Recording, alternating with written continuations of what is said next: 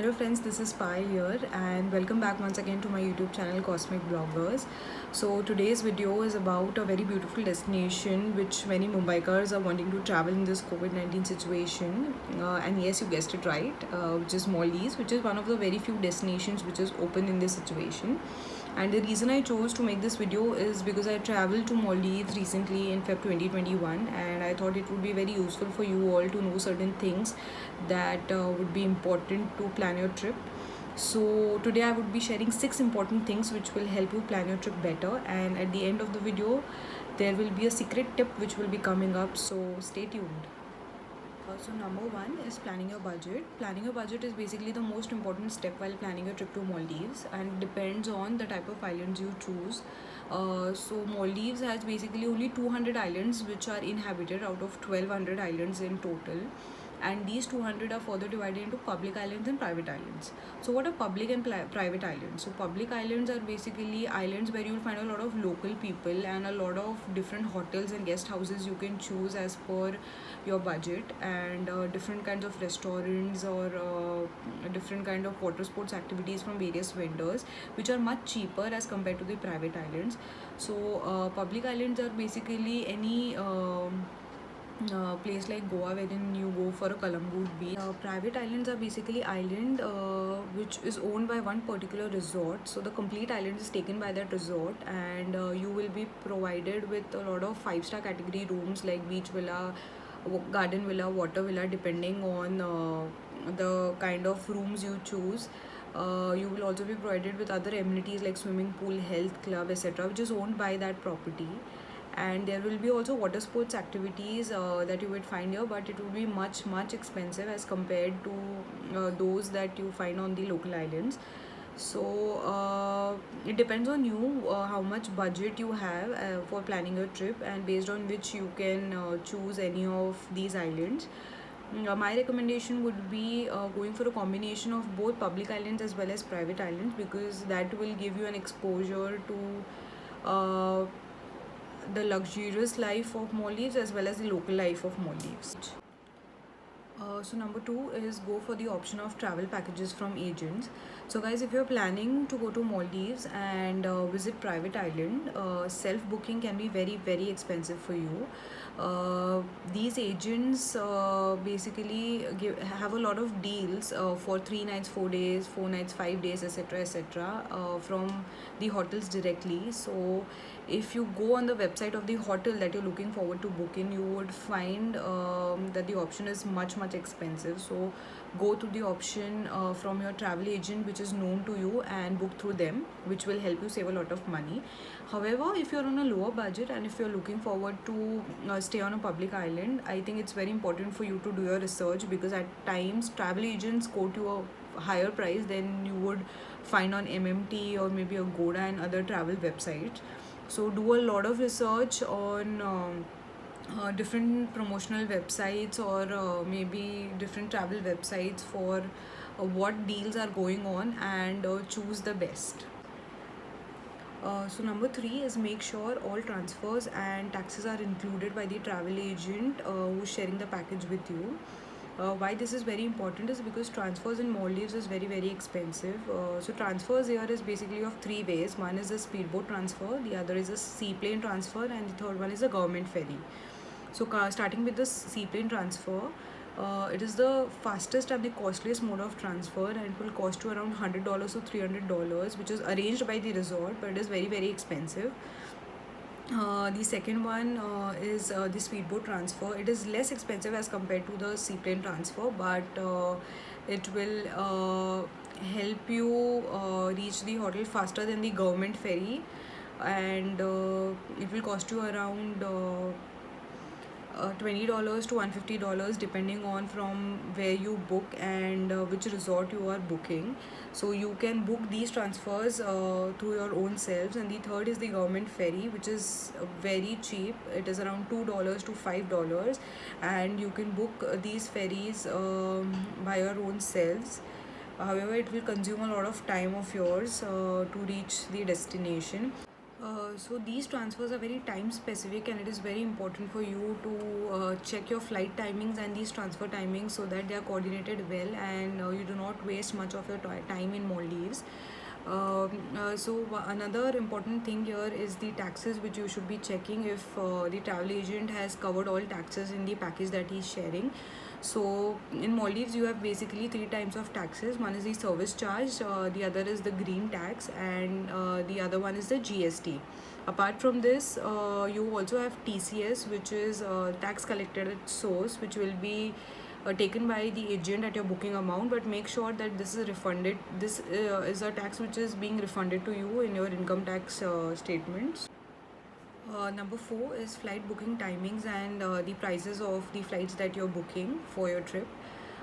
So why this is important is because a lot of time agents that the packages they share, they also include the flight prices in it, and they do a lot of cost cutting by providing you flights which has a lot of layovers. So please do check for that, and verify with the agent if the flight is the fastest flight that will make you reach direct to Maldives.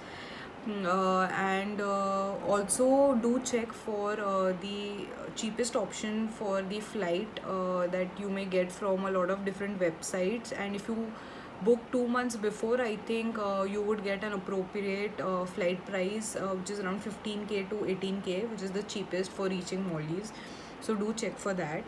And also, as I mentioned before, the flight timings are very important and should be coordinated well with your transfer timings, because many people have in the past I've heard also, and I've faced a lot of blunders because the flight time and the transfer time has not matched, and they wasted an entire day in Maldives because this was not known to them. So make sure that that is also taken care of by your agent. So number five is the meal plan that you choose. So in Maldives, you have basically four types of meal plans, which is given to you by your travel agents. So which includes all inclusive, full board, half board, and only breakfast.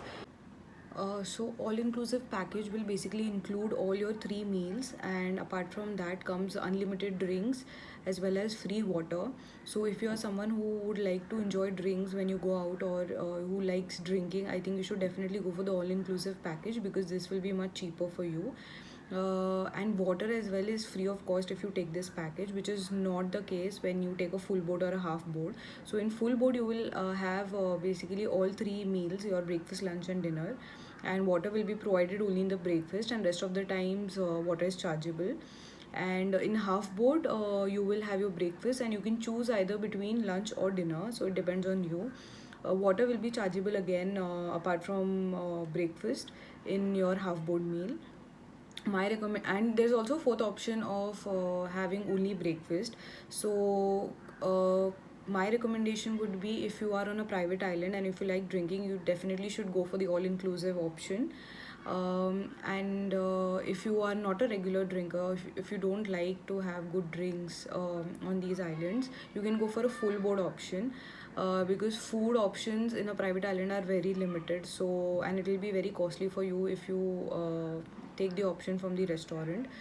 Uh, and if you're booking a public island, I think going with the only breakfast option can be beneficial for you, because there are a lot of local restaurants you will find there where you can find good veg food, which is like $10 to $15 may between two persons can be enough for you, and will save a lot of money for you. So you should go for the only breakfast option if you're choosing a public island. So number six is honeymoon freebies and birthday celebration options.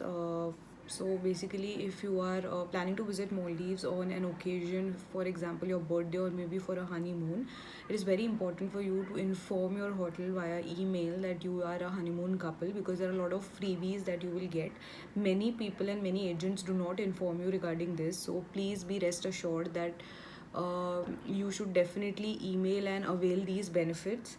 Uh, So if you're a honeymoon couple, some freebies would be you will get a very nice room decoration. Along with that, you'll get a bottle of champagne, a fruit platter, and you will be also getting very beautiful candlelight dinner arranged for you in their resort. And the food is also very good. You also get a 15-minute spa massage as a complimentary option in your freebies if you're a honeymoon couple. And as a proof, all you got to do is just submit some soft copies and also carry hard copies of your marriage dates or maybe your marriage card with you. Keep that in mind to inform your hotel and avail these benefits. So as I promised, there will be a secret tip which I will be sharing with you all at the end of the video. So here's the time for the secret tip. Since it's the COVID-19 situation, and if you're planning to travel in this situation, one question that arises is RT-PCR would be a compulsion in different countries, and it can cost you a big amount. And the same notion is for Maldives as well. However, I will be sharing a tip which will help you bypass this test. Uh, so as I mentioned in the beginning of the video, the recommendation of planning your trip would be going local as well as going to the private island. So taking this recommendation will help you bypass this test. So if you are planning only to stay on a local island, there will be no way that you can bypass this test because RT-PCR is compulsory. However, if you plan for a split stay, say local islands for 3 days and maybe private island for a day or two, there is only a split stay form that you need to fill, which will be filled by the hotel and submitted to the Ministry of Tourism and will be approved by them. And on that approval, you can easily go to the private resort without showing them an RT-PCR over there. All that you got to do is when you come back to India, you would be doing an RT-PCR at just rupees 850 on the Mumbai airport, and that is allowed by the resorts as well as the airlines you choose. So it is very important for you to choose the airline as well. So Go Air is one airline which will help you bypass this test when you travel back from Maldives to Mumbai. And also, it is very important for you to choose the private resort which does not have its own rules of having a compulsory RT-PCR test, because many resorts over there are just okay with the split stay form. So do check which resort you are choosing. So guys, this was a small attempt to help you all understand how to plan your trip better, and there will be many more videos coming in future. If you would like to have more such vital information, do like, comment, share, subscribe, so that we stay connected and we help each other.